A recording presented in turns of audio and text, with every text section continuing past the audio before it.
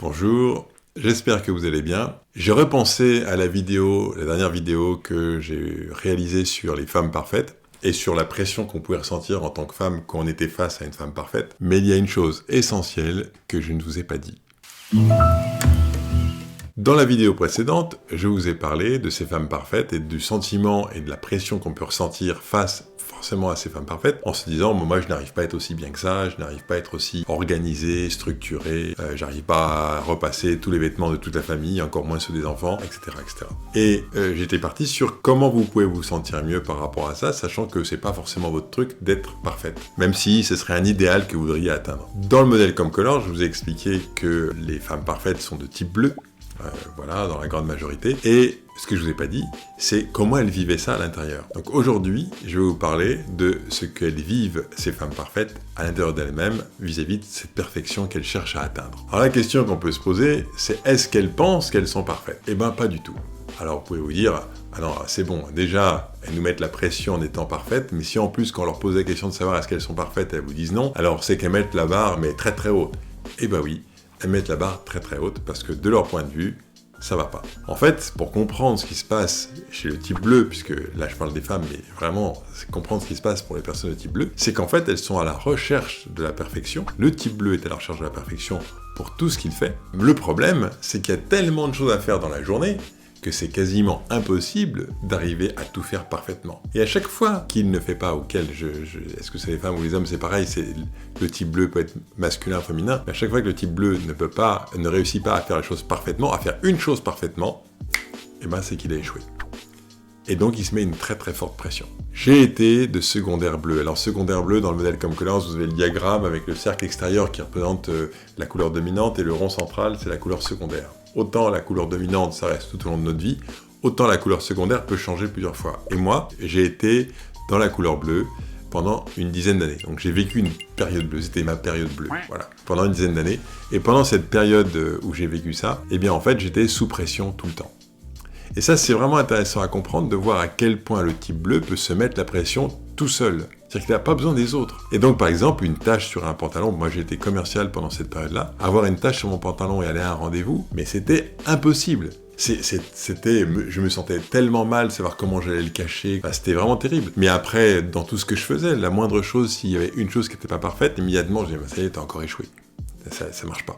Mais ça, il faut comprendre que les personnes qui sont à la recherche de cette perfection permanente, donc les fameuses femmes parfaites dont j'ai parlé la dernière fois, eh bien c'est ce qu'elles vivent. Elles vivent cette pression permanente sur elles-mêmes et elles ne sont pas du tout détendues comme on pourrait le croire. Alors vous qui regardez leurs vidéos, qui regardez leur vie, où ces femmes vous expliquent à quel point elles sont organisées, comment elles font une chose parfaitement, et c'est vrai qu'elles le font.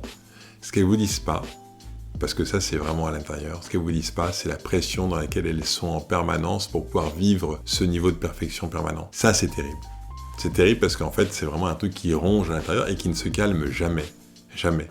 C'est pour ça que vu de l'extérieur, c'est inatteignable, mais à l'intérieur, la pression est quasiment permanente. C'est-à-dire, par exemple, là, je suis en train de vous parler, si j'étais de type bleu, je ne le suis plus, je suis plus de secondaire bleu, et ben je me dirais, vous voyez, là, en bas, vous avez le coin du tapis qu'on voit dans le champ de l'écran, là. Ben, c'est pas bon, ça. C'est pas bon. Et puis, bon... on voit ma porte, ça aurait été mieux quand même si on avait vu qu'un champ, un seul plan fixe. Et puis, allez, je vais vous le dire, regardez, il y a le fil qui passe derrière, j'ai essayé de le cacher, mais bon, on le voit, c'est pas grave. Bah, en fait, si vous regardez même simplement la prise de vue des femmes qui font des vidéos et qui vous montrent a day in the life, c'est-à-dire une journée parfaite dans un monde idéal, eh ben, elles doivent passer des heures et des heures à faire en sorte que le cadrage soit parfait, la lumière soit parfaite, le maquillage soit parfait, la tenue soit parfaite, tout. Le temps consacré pour atteindre cette perfection, il est absolument colossal. Et la pression interne est très très forte.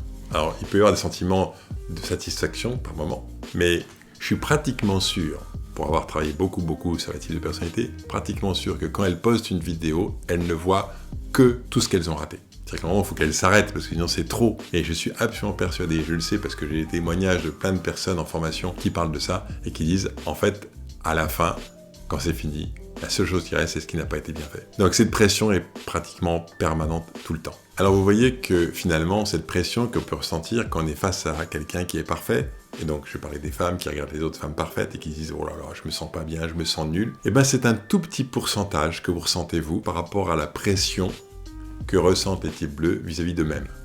Cette pression interne. Et moi, ce qui me passionne avec les types de personnalités, et ce qui me passionne depuis des années, c'est de permettre à chacun, à chacune, de comprendre ce qui se joue à l'intérieur pour pouvoir faire baisser cette pression interne qui ne sert à rien, qui encombre la vie des uns et des autres, soit parce qu'on voudrait ressembler à quelque chose qu'on n'est pas et puis on rame avec ça, soit parce qu'on se met la pression tout seul ou toute seule sans que les autres aient besoin de rien faire, parce qu'on veut essayer de tendre vers une représentation de soi qui est quasiment impossible à atteindre. Ce qui me passionne, c'est ça. C'est comment faire baisser cette pression interne, comment finalement s'accepter tel qu'on est et se sentir bien avec qui on est. Ça c'est vraiment le truc qui me fait...